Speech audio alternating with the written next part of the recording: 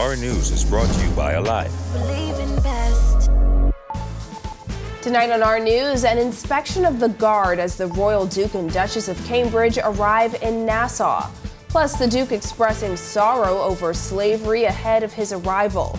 And later, a local scholar questions the purpose of the royal visit.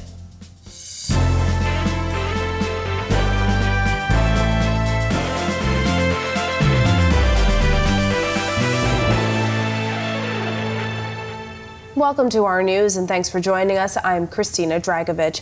Topping news tonight, the Duke and Duchess of Cambridge have arrived in country on what will be their last stop on the tour in celebration of the Queen's Platinum Jubilee. At 4:25 p.m., their plane touched down, flying a Bahamian flag and royal standard. 27 minutes later, a smiling Duke and Duchess of Cambridge emerged. A smiling Anaya Moss presented the Duchess with flowers before the royal couple was greeted by Governor General His Excellency C.A. Smith and Mrs. Smith, Deputy Prime Minister Chester Cooper and Mrs. Cooper, along with Attorney General Ryan Pinder, CARICOM Ambassador Leslie Miller-Bryce, and British High Commissioner to the Bahamas, Sarah Dixon.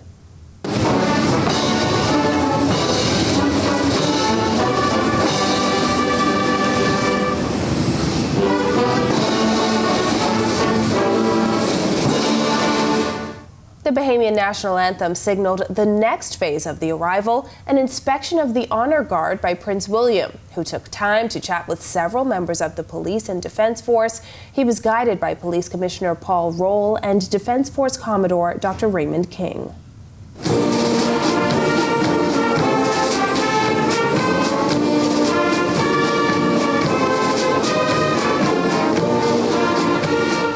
After that official welcome at the airport, it was a short ride to the office of the Prime Minister for a courtesy call. Our Jasmine Brown picks up the story from here. The royal couple arrived here at the office of the Prime Minister shortly after 5 p.m., where they were quickly whisked inside.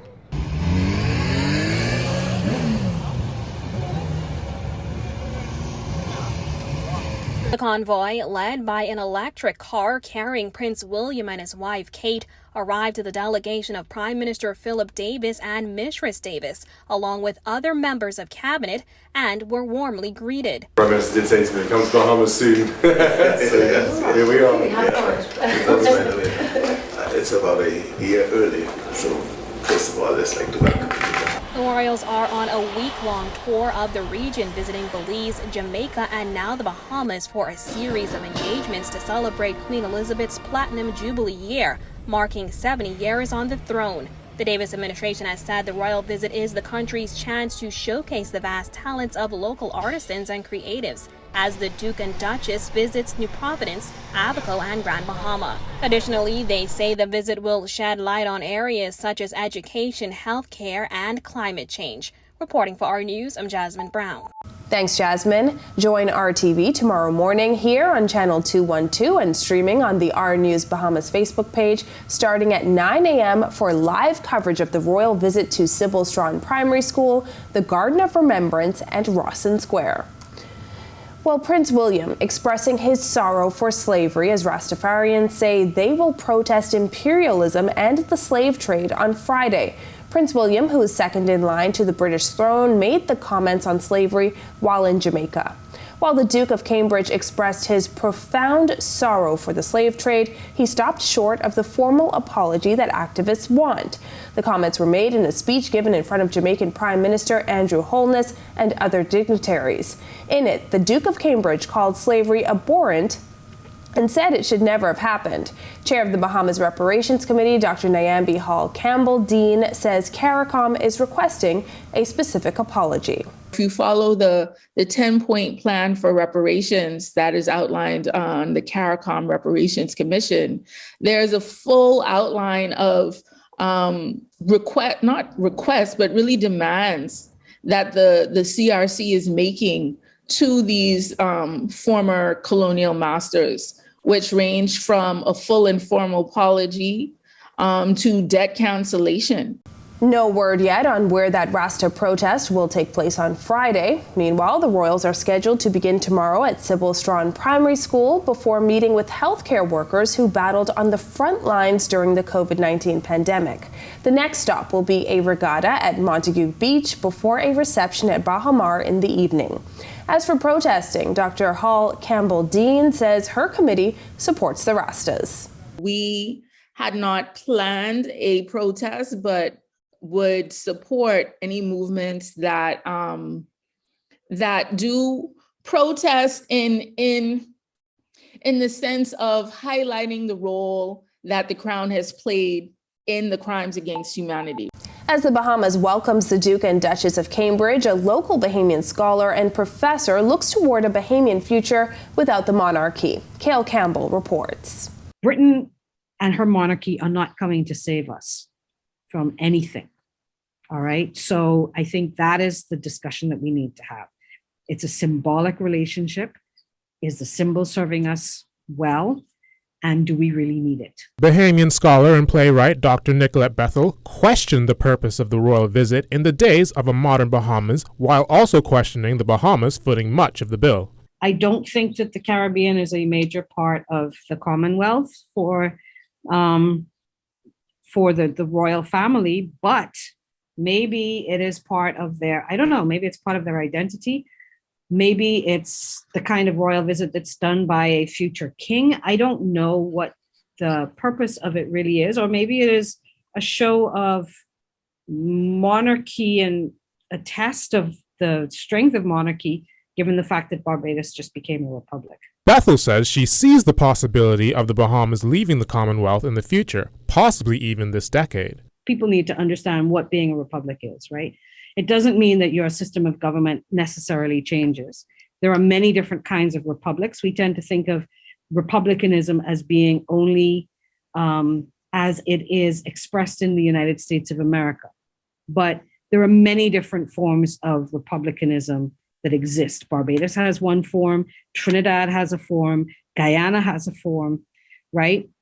Within the Caribbean itself. Bethel says, at the very least, Bahamians owe it to themselves to have the discussion. We are about to observe our 50th anniversary of independence. This kind of discussion, if it does not happen, then I blame us, the citizens, because we should be thinking about what it means to be a nation, all right? And what it means to be independent, and what we really should be thinking about and talking about. And we need to have these kinds of discussions. For our news, I'm Cale Campbell.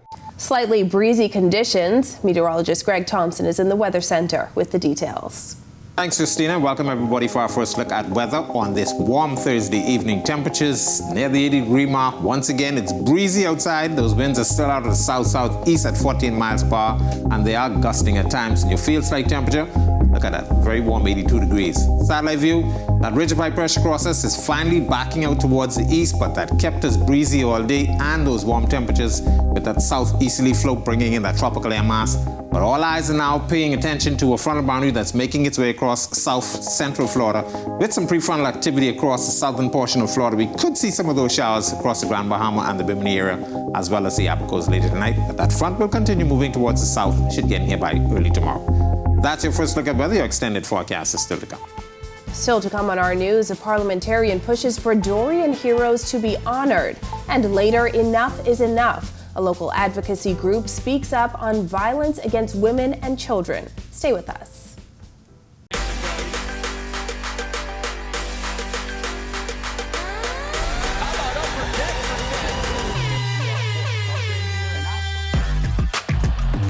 Got size at 6'5".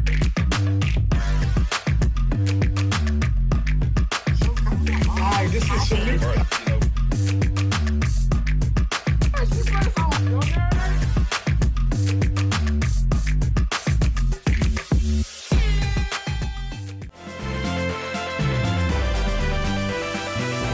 Minister of Works and Utilities Alfred Sayers questioning why those who risked their lives to save others during Monster Storm Dorian have not been given national honors. Sears, who made the comments in the House of Assembly on Wednesday evening, also praised the jet ski operators on Grand Bahama who risked their lives to save people during 20-foot storm surges. As we redefine what is a national hero, what about the guys on the jet ski? We have this big infrastructure, and we say we have these big trucks. And when the trucks go through the water, it stalls. Or you say we have the big tractor, and the tractor gets stalled. The jet ski, these same jet ski operators had to go and take people off the rooftop of their buildings. What is a hero? Who is worthy of a national honor? Madam Speaker, the jet ski. The Category 5 storm slammed into Abaco and Grand Bahama in early September 2019, causing widespread devastation. For days after the storm, thousands tried to flee Abaco by flocking to the airports in Marsh Harbor and Treasure Key. But Bahamas Air charged storm survivors $75 before then Prime Minister Dr. Hubert Minnis announced there would be no fee for people seeking to leave Abaco and Grand Bahama. You bragging all over the place that, boy, we have a national airline and you know, it has our emblem on it and so on. But what about the people in Abaco? Lost everything. Eventually makes it to the airport. And you looking around, you don't get no money. Everything gone. The only thing you have on you is your clothes. And you there with your children, with your auntie, with your uncle, and you helping them, and you are there waiting for whatever touchdown on the ground. You have to be begging and pleading. Could I get a ride, please? And the national airline, when it was going there, charging people to be rescued in a national disaster. And it was only with outcry of the society. But you see, who could run? But what about those who have to stay? It was the civil society who came to the rescue. In other news, a local activist group is speaking up about violence against women and children, saying enough is enough. Members of Women United Bahamas are calling for the Davis administration to quickly table, pass, and enact its promised gender-based violence bill. Jasmine Brown reports. The Women United members, who included President Prodesta Moore and members Aaron Brown, Robin Lyons, Candy Gibson, and Lisa Boswick-Dean, did not hold back as they insisted legislators must act. Let's fix the Bahamas of all these wrongs. Let's make our women and girls feel safer. The state has a responsibility to set legislation, boundaries to protect our women and girls in the homes as well as in the streets. And Moore did not stop there. Husbands, it is not okay to rape your wives. Not okay. Bus drivers, it is not okay to fondle or sexually assault underage girls while riding on your bus. No, it's not. Pastors, it is not okay to sexually molest your parishioners, your female parishioners. Speak. Leaders, because we've got them too. Speak. Politicians, Speak, Ms. all Law. of y'all, it is not okay to sexually harass the women in the workplace or in your surrounding. Boyfriends, it is not okay to assault your girlfriends for whatever reason. Violence against women and girls is never okay. The issue of gender-based violence has remained in the spotlight in recent months after the brutal murder of Heavenly Trevelyan by her boyfriend rattled the nation in January. Minister of State for Social Services Lisa Ramming said that the government is planning to table a gender-based violence bill in the coming months. Last month, Prime Minister Philip Davis said the Attorney General is looking into what is being labeled as domestic legislation to ensure how that legislation can be used to advance the cause of gender equality in country and lead to an approach to gender-based violence. Members of Women United Bahamas say the time for talk is over. We want timelines. That's why we said we're tired of even hearing the ministers come forward and say, we're going to table the bill. We're going to do this. We need to have some, action items from them, some timelines where they can now tell us and assure us that something is going to take place. Reporting for our news, I'm Jasmine Brown. When our news comes back from the break, our star athletes are back from an international competition. There's more after this break.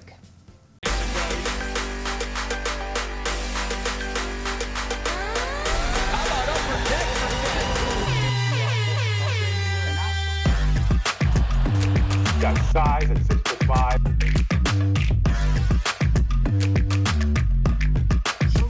Hi, this is Shamik.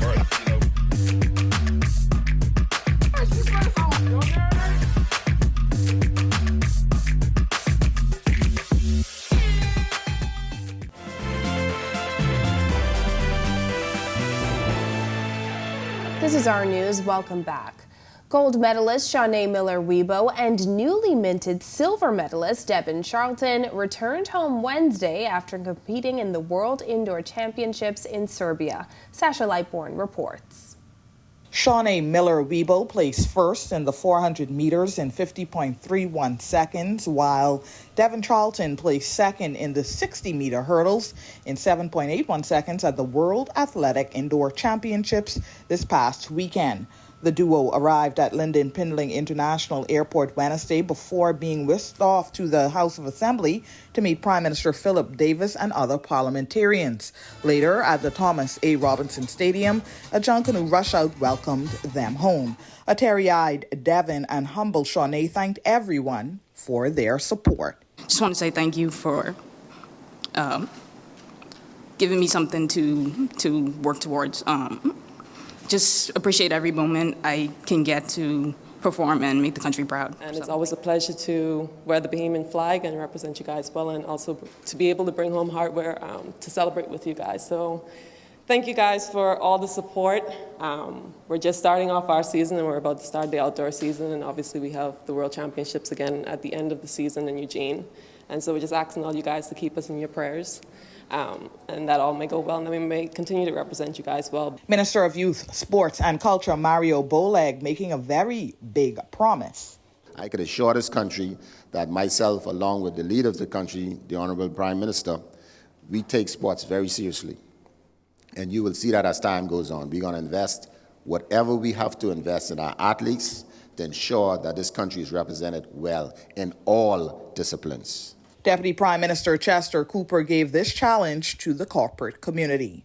I send out a call again to the corporate community to continue to support athletics and sports across the board. The government alone cannot do everything, cannot carry the full brunt of what is required to make us even more successful around the world. So I'm calling on my friends to participate, to engage, and to put their money where their mouths are. Reporting for our news, I'm Sasha Lightborn.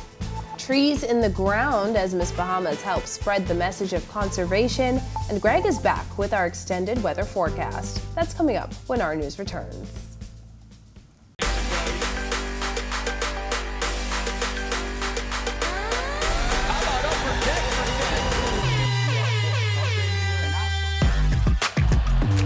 Got size at 6'5".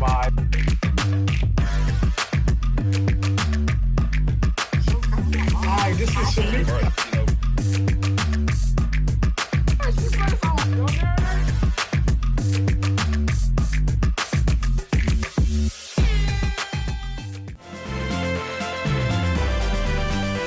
Welcome back to our news.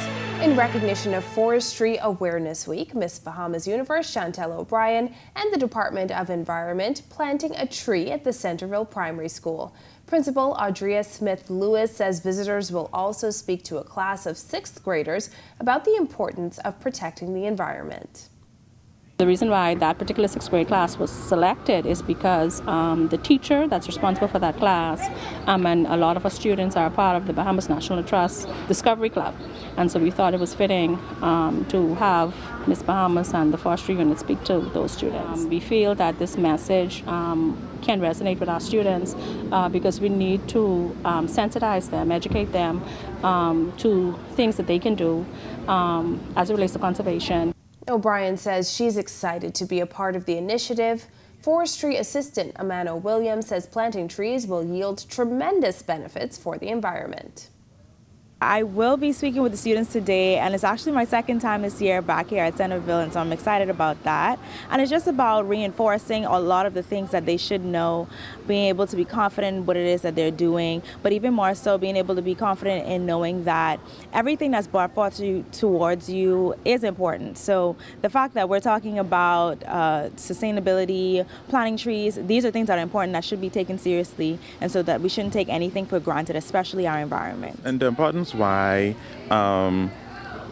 we encourage tree planting is because trees they're very beneficial for the world.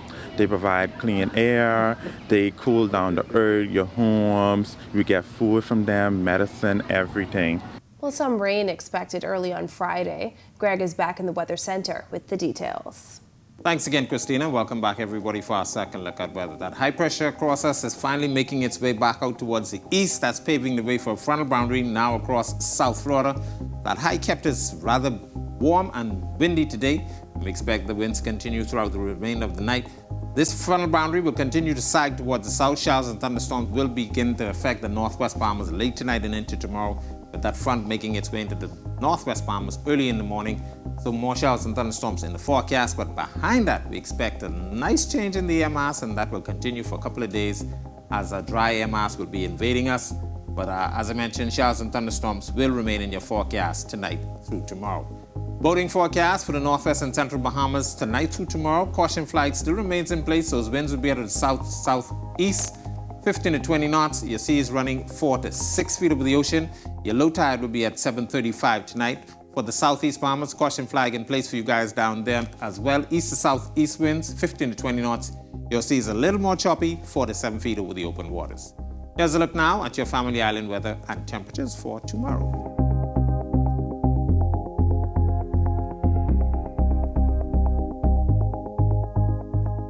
A look now at your extended forecast through next Thursday.